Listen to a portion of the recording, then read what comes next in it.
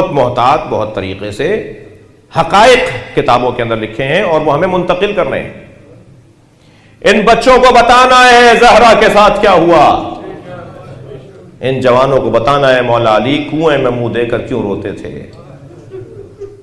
اس نسل کو بتانا ہے کہ اہل بیت کے ساتھ کیا ظلم اور ناروا رویے رکھے گئے ہیں، مگر اس کے طریقے ہیں، اس کا انداز ہے۔ ایسا نہیں ہوگا کہ یہ باتیں نہیں ہوں گی۔ ہم بے احترامی اور بد تہذیبی اور فساد نہیں پھیلانے دیں گے اور نہیں پھیلائیں گے، مگر بنی امیہ کی تعظیم ہم سے نہیں ہوگی۔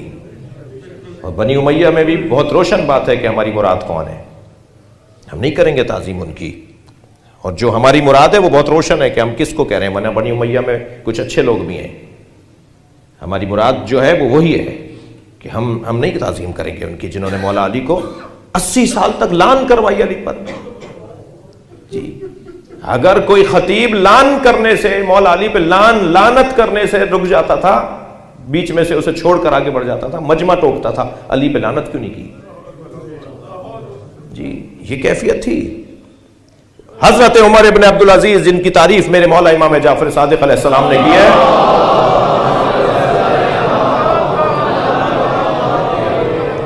اور اہل بیت کے لیے انہیں اچھا جانا ہے، انہوں نے آ کر مدتوں بعد، 10 سال کے بعد جا کر انہوں نے آ کر پابندی، یہ جو پابندی تھی کہ لعن کرنا ہے مولا کے اوپر، سب کو شتم کرنا ہے، علی کے اوپر کوئی نامناسب جملہ کہنا ہے، اور یہ بغیر جملہ کہے بغیر وہ خطیب آگے نہیں بڑھتا تھا، انہوں نے آ کے رکوایا، اور وہ بھی بے طفیل جناب زہرا رکا۔ ایک یہودی کو تیار کیا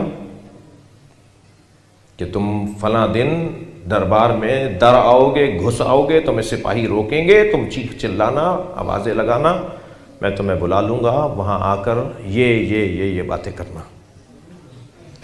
ایسا ہی ہوا، اس دن مملکت کے سارے علماء کو بلا لیا، سب کرسیوں پر بیٹھے تھے، یہ یہودی طے شدہ انداز کے مطابق دروازے پر پہنچا دربار کے، اندر آنے لگا تو سپاہیوں نے روکا، اور جب تناؤ بڑھا، شور شرابے کی آواز آئی تو اس نے پوچھا، حضرت عمر ابن عبدالعزیز نے پوچھا کہ کیا ہو رہا ہے؟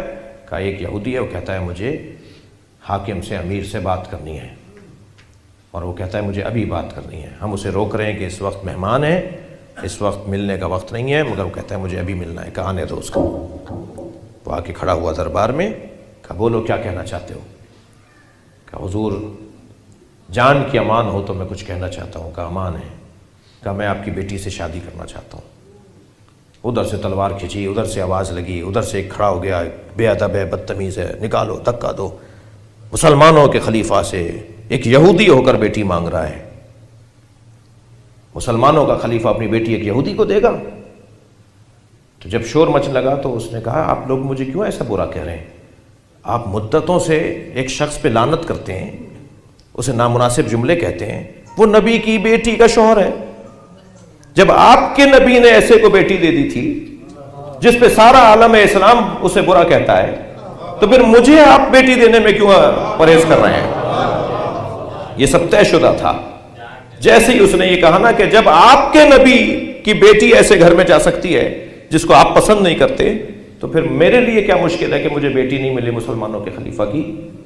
تو عمر ابن عبدالعزیز نے گردن جھکا کر رونا شروع کیا، بہت دیر تک روتا رہا، اور پھر سارے علماء سے مخاطب ہو کر کہا یہ سچ کہہ رہا ہے، جواب دو اس بات کا، تم اسے برا کہتے ہو جس کے گھر میں نبی کی وہ بیٹی ہے کہ جو سیدۃ النساء العالمین ہے، جس کی شان میں قرآن میں آیتیں آئی ہیں، جس کی تعظیم کے لیے سرکار کھڑے ہو جاتے تھے، تم نبی کی اس بیٹی کے شوہر کو نامناسب جملے کہتے ہو؟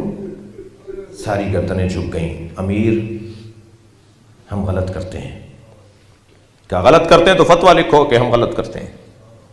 پہلے ان سے فتویٰ لیا اور پھر ایک آرڈر جاری کیا پوری مملکت کے لیے کہ آج کے بعد ممبر سے کسی نجی محفل میں علی کے شان میں کوئی توہین نہیں کرے گا۔